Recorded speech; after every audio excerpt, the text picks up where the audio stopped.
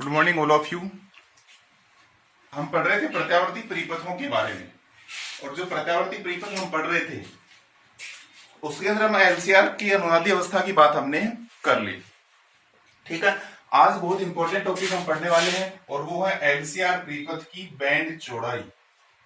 LCR परिपथ की band चौड़ाई लगभग हमेशा इसके परीक्षा में आने के चांसेस है वो बने रहते हैं, हमेशा, लगभग हमेशा एग्जाम में आने के जो चांसेस है इस चैप्टर से बड़े क्वेश्चन के रूप में वो इसी के बने रहते हैं हमेशा ही। ठीक है, बैंड चौड़ाई को हम लिखते हैं बीटा से। ठीक है, देखिए बैंड चौड़ाई क्या होती है उससे पहले मैं आपको एक वक्र समझाना चाह रहा हूं। एक ग्राफ समझिए, मैं धारा और आवर्ती के बीच में ग्राफ खींच रहा हूं। ये आवर्ती है और इधर है धारा। इसके अंदर हम ग्राफ खींचते इस प्रकार का ग्राफ हमें प्राप्त होता है। ठीक है, इसमें देखो यहाँ पे जो आवर्ती होती है ये अधिकतम आवर्ती होती है जिसको हम अनुनादी आवर्ती बोलते हैं। ठीक है, यहाँ पर जो धारा होती है वो भी क्या होती है, अपने मान की अधिकतम होती है, IRMS मैक्सिमम होती है। ठीक है, यानी ये जो वैल्यू आपको मिलती है VRMS बटा R मिलता है। ओके, उसके बाद देखिए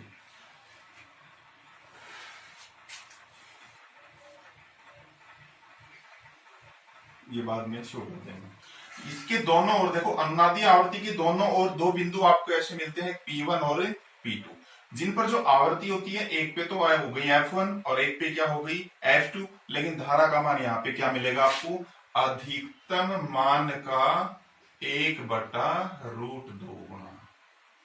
कल भी हमने पढ़ा था अनुनादी आवर्ती का, जो हमने डिटेल से पढ़े थे उसके अंदर हमने अर्ध शक्ति आवर्ती पढ़ी थी।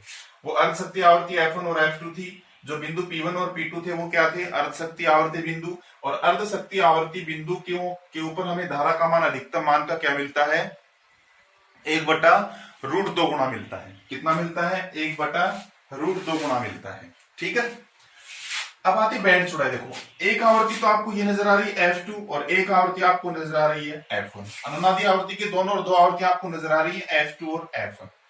तो अनुनादी आवर्ती के दोनों और जो अर्ध शक्ति आवर्तियां F1 और F2 है, इन अर्ध शक्ति आवर्तियों का जो अंतराल होता है, इनका अंतराल, यानी हम ये लिख सकते हैं F2 माइनस F1। अर्ध शक्ति आवर्तियों का जो अंतराल है वो क्या कहलाती है, इस परिपथ की बैंड चौड़ाई। अर्ध शक्ति आवर्तियों का अंतर उस परिपथ, उस एलसीआर परिपथ की क्या कहलाती है, बैंड चौड़ाई। तो बैंड चौड़ाई की परिभाषा क्या होगी, अर्ध शक्ति आवर्तियों का अंतर यानी F2 माइनस F1 क्या कहलाएगी, बैंड चौड़ाई। इसकी वैल्यू हम फाइंड करना चाहते हैं और यही आपको एग्जाम में लगभग पूछा जाता है कि बैंड चौड़ाई का व्यंजक प्राप्त कीजिए या सिद्ध कीजिए कि बैंड चौड़ाई ये होती है। इसको मैं एक बार क्वेश्चन नंबर फर्स्ट लिख ही देता हूं। लास्ट में देखो इसमें हम वैल्यू पुट करते हैं, वैल्यू पुट करते ही हमें क्या मिल जाती है, बैंड चौड़ाई मिल जाती है। देखिए बैंड चौड़ाई हम ज्ञात करते हैं, तो ये तो हम जान ही रहे हैं। देखो चूंकि यहां पर धारा का मान बता सकते हो, गया यहां पर धारा का मान क्या होगा बता सकते हो, यहां पर धारा का मान क्या है, अपने अधिकतम मान का, अधिकतम मान क्या, IRMS मैक्सिमम का कितना गुना, 1/√2 गुना है कि नहीं, बताओ। इस IRMS किसका आप क्या लिख सकते हो, VRMS बटा में क्या लिख सकते हो, Z लिख सकते हो, इक्वल टू इस किसका क्या लिख सकते हो, VRMS बटा R लिख सकते हो, लेकिन साथ में √2 भी है तो क्या लिख सकते हो, √2R। VRMS के क्या कैंसिल हो जाएगा, VRMS कैंसिल हो जाएगा, तो Z इक्वल टू क्या बचा, √2R। शायद आपको यहां तक शो हो रहा होगा, फटाफट मैं एक बार देख लेता हूं अपने कैमरे में। हाँ ठीक है, यहां तक शो हो रहा है। Z इक्वल टू √2R है और Z क्या है, एलसीआर परिपथ की प्रतिबाधा। तो Z की जगह आप क्या पुट कर सकते हो, √R² plus XL minus XC की होल स्क्वायर का रूट इक्वल टू में क्या है, देखो √2R, क्या है, √2R। देखो इधर √2 लिखा हुआ है और इधर रूट लगा हुआ है, मैं इसका दोनों तरफ क्या कर देता हूं, वर्ग कर देता हूं। जब दोनों तरफ इसका वर्ग करेंगे तो R² plus XL minus XC की whole square equal to 2R²। तो इसका तो रूट हट जाएगा, इधर इसका रूट हट जाएगा, R की क्या हो जाएगी, स्क्वायर। ये आर स्क्वायर उधर चला जाएगा, क्या बचा X L minus X C की whole square equal to 2r² minus 1r², क्या बचा आर स्क्वायर। ओके, यानी इसको हम ये लिख सकते हैं X L minus X C equal to plus minus R, यानी इसकी दो वैल्यू आपको मिल सकती है, हो सकता है प्लस आर हो सकता है माइनस आर हो, ये वैल्यू आपको मिल सकती है। ठीक है, अगर हम प्रथम आवर्ती की बात करते हैं, प्रथम आवर्ती अर्ध शक्ति आवर्ती है ये, प्रथम आवर्ती F1 के लिए, जब प्रथम आवर्ती F1 की हम बात करते हैं, इसकी ये आवर्ती कम है। ठीक है, इसके लिए मैं क्या मान लेता हूं, देखो XL इक्वल टू क्या लिख सकते हैं, चलिए मैं इसको एक लाइन में और लिख देता हूं। XL की जगह तो आप क्या लिख सकते हो ओमेगा एल, XC की जगह क्या लिख सकते हो 1/ओमेगा C इक्वल टू क्या है प्लस माइनस आर। इसको मैंने एक स्टेप के अंदर और लिख दिया, कोई दिक्कत?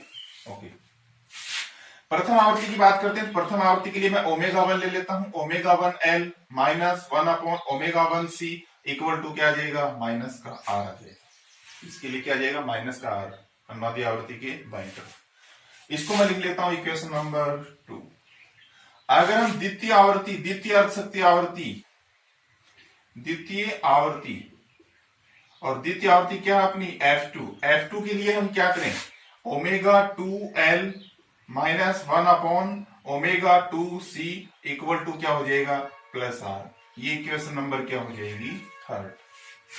इक्वेशन नंबर 2 हमने प्रथम अर्धशक्ति आवर्ती F1 के लिए लिखा, इक्वेशन नंबर 2 को हमने द्वितीय अर्धशक्ति आवर्ती F2 के लिए लिखा। ठीक है, एक्सएल की जगह ये देखो ओमेगा लिखा, एक्सी की जगह ओमेगा सी लिखा। देखो अब हमें ज्ञात क्या करना है F2 minus F1, F2 minus F1 तब मिलेगा जब ओमेगा 2 माइनस ओमेगा 1 आपको मिले, क्योंकि ओमेगा 2 माइनस ओमेगा 1 मिलते ही हम ओमेगा का फॉर्मूला पुट कर देंगे तो F2 माइनस क्या आ जाएगा F1 आ जाएगा। देखो इसको ध्यान से समझते रहना, इसमें अगर एक भी स्टेप आप मिस कर देते हो पूरा का पूरा 4 नंबर का टॉपिक है वो आपका गलत हो जाता है। स्टेप बाय स्टेप समझते चलो। हमने किया क्या है, हमें ये फाइंड करना है, मेन बात तो ये है, ये हम जानते हैं अर्धशक्ति आवर्ती पर धारा होती है वो अपने अधिकतम मान की 1/√2 होती है। ठीक है, IRMS इक्वल टू ये लिखा, IRMS इक्वल टू मैंने VRMS बटा Z लिखा। IRMS इसकी जगह मैंने R क्यों लिखा, क्योंकि कौन सी कंडीशन में है इस आवर्ती पर है। ठीक है, तो Z इक्वल टू क्या हो जाता है √2R हो जाता है। ओके, चलिए अब मैं क्या करता हूं समीकरण 2 और 3 को जोड़ देता हूं। समीकरण 2 और समीकरण 3 को जोड़ने पर इनको मैं जोड़ देता हूं।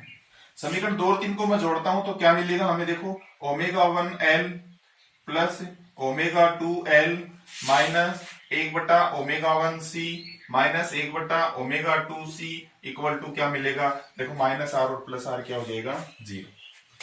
इसमें देखो L कॉमन ले लेता हूं तो क्या बचेगा ओमेगा 1 प्लस ओमेगा 2, यहां से मैं माइनस 1/C कॉमन ले लेता हूं तो 1/ओमेगा 1 प्लस 1/ओमेगा 2 इक्वल टू क्या मिल जाएगा 0। सोल्व करना बस।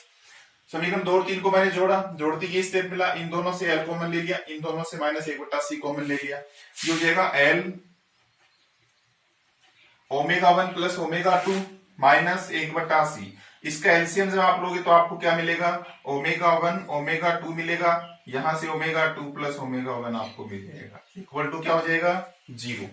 ये माइनस का इसको एक साइड में भेज दो तो क्या मिलेगा, देखो L omega 1 plus omega 2 equal to 1/C omega 2 plus omega 1 बटा ओमेगा 1 ओमेगा 2। देखो इधर भी ओमेगा 1 प्लस ओमेगा 2 है, इधर भी ओमेगा 1 प्लस ओमेगा 2 है, कैंसिल हो जाएगा। ठीक है, क्या है देखो इधर तो क्या बचा L इस C को भी इधर ले आओ, क्या आया LC इक्वल टू क्या बचा 1/ओमेगा 1 ओमेगा 2, C को इधर ले आए गुणा में आ गया, LC इक्वल टू 1/ओमेगा 1 ओमेगा 2। ये इक्वेशन नंबर जो भी आती है अपनी इक्वेशन नंबर 4।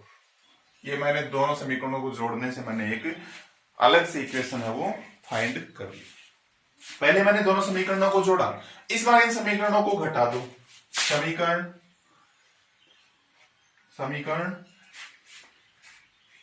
3 में से समीकरण 2 को घटाने पर, समीकरण 3 में से समीकरण 2 को घटाने पर, चलो मैं घटाता हूं। घटाएंगे तो देखो omega 2L minus omega 1L, omega 2L minus omega 1L, फिर देखो माइनस 1/ओमेगा 2C, यह माइनस माइनस क्या हो जाएगा प्लस 1/ω1c, ये प्लस आर और ये माइनस आर प्लस हो जाएगा, तो क्या आ जाएगा 2r। ठीक है, इन दोनों में जो कॉमन उसको कॉमन ले लो, क्या कॉमन है L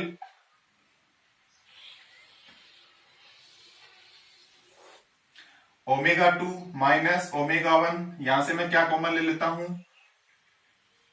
-1/c।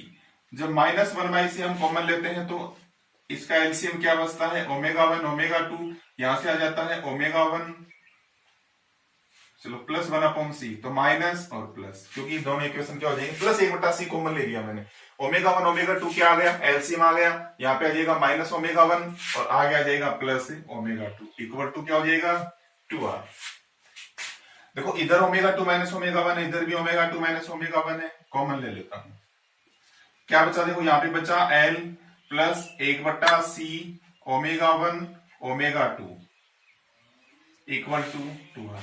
देखो इस इक्वेशन नंबर 4 को ध्यान से देखो, LC इक्वल टू 1/ω1 ω2, तो C को इधर लेके जाओगे तो L इक्वल टू क्या हो जाएगा 1/c ω1 ω2, यानी इसकी जगह आप क्या लिख सकते हो L लिख सकते हो, तो क्या बचेगा ω2 माइनस ω1, क्या बचा L plus L equal to क्या बचा 2r, ये हो जाएगा ω2 माइनस ω1 इक्वल टू 2r, ये L प्लस L इधर भाग में जाएगा 2L हो जाएगा, कट जाएगा 2 से 2, ω2 माइनस ω1 इक्वल टू क्या आ गया R/L, बोलो ω2 माइनस ω1 क्या आया R/L।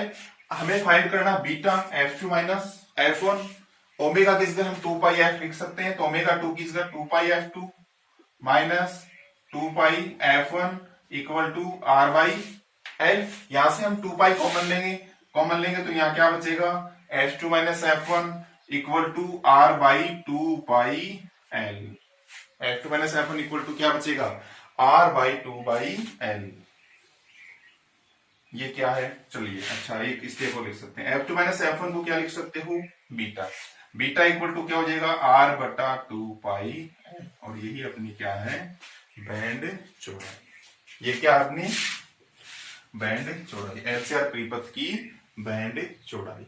ओके देखिए एक बार फटाफट इसको आप देख लीजिए, किसी प्रकार की कोई दिक्कत है तो तुरंत कमेंट बॉक्स के अंदर कमेंट कीजिए, आपकी कमेंट से वो लगातार हमारी टेक्निकल टीम है वो पढ़ रही है। फटाफट आपके सामने लिखा हुआ, चाहो तो आप स्क्रीनशॉट भी ले सकते हो, आगे अगर किसी प्रकार की कोई दिक्कत नहीं आई, बार बार आप देखना चाहते हो वीडियो को भी आप पॉज करके देख सकते हो। ओके ये अपने एलसीआर परिपथ की बैंड चौड़ाई है, सबसे इंपॉर्टेंट टॉपिक जो शुरू से मैं आपको बता रहा हूँ एलसीआर सर्किट के बारे में बातें हो रही है, यहाँ भी एलसीआर सर्किट है वो सबसे इंपॉर्टेंट है इस चैप्टर के अंदर।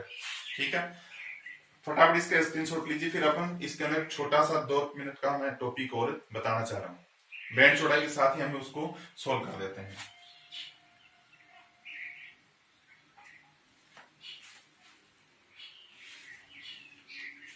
चलिए उम्मीद करता हूं किसी प्रकार कोई दिक्कत नहीं है। अब इसी के अंदर छोटा सा जो मैं बता रहा हूं, इसी के अंदर है वो एलसीआर परिपथ की अनुनादी बैंड चौड़ाई के साथ ही हम उसको पढ़ते हैं। ठीक है और वो पढ़ते हैं विशेषता गुणांक, क्या पढ़ते हैं विशेषता गुणांक, एलसीआर परिपथ का विशेषता गुणांक क्वालिटी फैक्टर, इसको हम लिखते हैं Q से। Q देखो एलसीआर परिपथ का विशेषता गुणांक क्या होगा, देखिए एलसीआर परिपथ की विशेषता गुणांक की अगर हम परिभाषा लिखें तो विशेषता गुणांक Q इक्वल टू होता है अनुनादी आवर्ती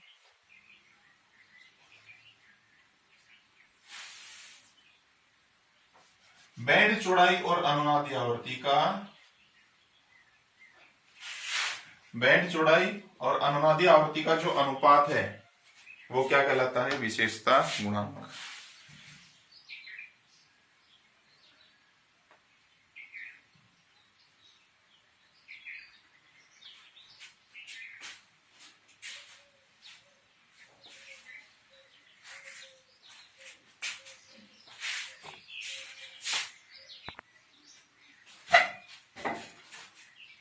देखिए इसमें थोड़े से अपन कंफ्यूज हो जाता है, कई बार ऊपर नीचे हो जाता है। देखिए विशेषता गुणांक क्या होता है अनुनादी आवर्ती और बैंड चौड़ाई का जो अनुपात है वो क्या कहलाता है एलसीआर परिपथ का विशेषता गुणांक। अब देखिए इसको हम क्या लिख सकते हैं, एफ आर को हमने पढ़ा था क्या था 1/2π रूट एल सी बटा बीटा भी हमने निकाला आर और बटा में क्या है 2 पाई एल। देखो इसको हम सोल्व करते हैं तो इस प्रकार से हमें मिलता है 1 बटा आर रूट एल बटा सी। ठीक है, यह मिलता है। ये क्या है विशेषता गुणांक। विशेषता गुणांक के और भी सूत्र हमारे पास होते हैं। प्रतिघात और प्रतिरोध का जो अनुपात है, प्रतिघात और प्रतिरोध, इन दोनों का जो अनुपात है, प्रतिघात और प्रतिरोध का अनुपात है, वो भी क्या कहलाता है विशेषता गुणांक। और प्रतिघात हमने पढ़ा कि एक्स एल भी होता है और एक्स सी भी होता है। इसको देखो हम एक्स एल को तो क्या लिख सकते हैं ओमेगा एल, तो ओमेगा एल बटा आर भी हो सकता है। एक्स सी को 1 बटा ओमेगा सी तो 1 बटा ओमेगा सी आर भी हो सकता है। लेकिन विशेषता गुणांक की परिभाषा अगर आप लिखो तो लिख सकते हो एल से आर परिपथ की अनुनादी आवृत्ति और बैंड चौड़ाई का अनुपात क्या कहलाता है विशेषता गुणांक। या एल से आर परिपथ के प्रतिघात को प्रेरणिक भी लिख सकते हो या धारितीय भी लिख सकते हो। प्रेरणिक प्रतिघात और प्रतिरोध का अनुपात या धारितीय प्रतिघात और प्रतिरोध का अनुपात क्या कहलाता है विशेषता गुणांक कहलाता है। ये मैं आपको इसके अंदर अलग से छोटा सा बैंड चौड़ाई के साथ बताना चाह रहा था। ये ध्यान रखना, इसमें कंफ्यूज होने की कोई जरूरत नहीं है। अनुनादी आवर्ती और बैंड चौड़ाई का जो अनुपात है वो क्या कहलाएगा विशेषता गुणांक कहलाएगा। ओके, तो स्टूडेंट्स अपने अध्ययन को लगातार आप जारी रखते रहिए। किसी प्रकार का कोरोना आपके अध्ययन पर प्रभाव नहीं डाले, इसके लिए अपने हाथों को बार बार सैनिटाइज करते रहिए, बार बार साबुन से धोते रहिए। नाक कान मुंह को आप छूने से बचें, आंखों को बार बार हाथ नहीं लगाएं और अपने दिनचर्या को इसी प्रकार से आप एक स्वस्थ शरीर के लिए आप व्यतीत करते रहें। धन्यवाद, आपका दिन शुभ रहे।